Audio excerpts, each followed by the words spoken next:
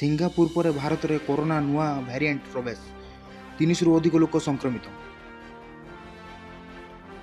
नुआ दिल्ली सिंगापुर रे कोरोना आतंक यार नुआ भैरिएंट KP2 और KP1 खूब जोर रे निजर पाद प्रसारित करुछंती। चिंतार कथा है कि नुआ भैरिएंट एवं भारत मध्य प्रवेश कर सारी।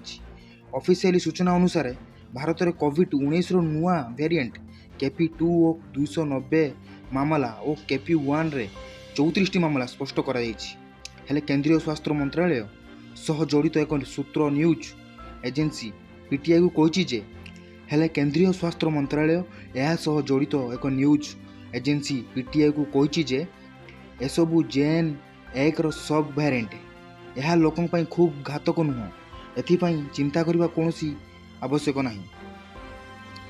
स्वास्थ्य मंत्रालय सह जड़ित सूत्र आहरी कही एबे सुद्धा कौनसी रोगी गुरुतर लक्षण देखा जाएना। हॉस्पिटल गुड़िकर यही नुआ वेरिएंट संक्रमित लोकों को सैंपल नि जार जांच कर स्वास्थ्य मंत्रालय सह जड़ित सूत्र आहरी कही एबे सुद्धा कौनसी रोगी गुरुतर लक्षण देखा जाए ना। हॉस्पिटल गुड़िकर यही नुआ वेरिएंट संक्रमित लोकों को सैंपल नि जार जांच कर उल्लेखनीय जे भारत में कोरोना मामला उपरे निरीक्षण करुवा इंडियन कथारू खुलासा करिछि। डाटा अनुसार भारत में यही नुआ वेरिएंट KP1 मोट 34 मामला एवं सुधा मिली जो 23 मामलार स्पष्ट केवल पश्चिमबंग अंपटे KP1 रे एक मामला गोवा, 2टी मामला गुजरात रे, 4टी मामला महाराष्ट्र रे, 2टी मामला राजस्थान और गोटे मामलार परिचय उत्तराखंड रे करा जायछि।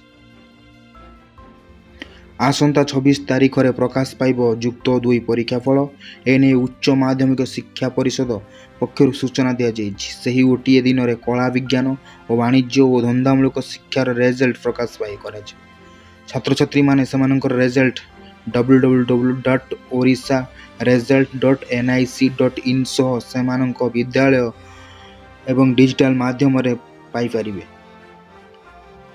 पुणी फेरिब ग्रीष्म प्रवाह भीषण ग्रीष्म प्रवाह समस्ते कलबल हेबे। एथिरे यार अवधि प्राय 10 दिन धरी रहिबो।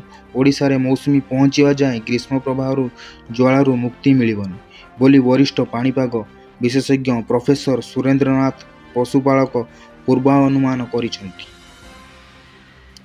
पशुपालक आकलन करी कहते बंगोपसागर में 22 तारीख में लघुचाप हेब, 23 रे अवपात और 24 रे गभीर अवपात हेब। 25 रे यह एक छोट धरणर बात्या रूप नहीं पारे, गभीर अवपात रे भी रही जाई पारे।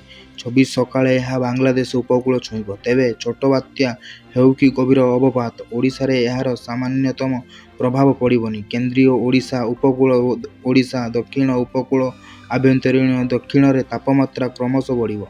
25 रे किछि वर्षा होई पारे। 26 रु ए सब अंचल रे तापमात्रा 43 डिग्री छुईब, किछि स्थान रे 45 डिग्री टपी पारे। राजधानी रे 25 रु तापमात्रा 41 रु 42 डिग्री रहिब बोली डॉक्टर पशुपालक आकलन करिसेंती।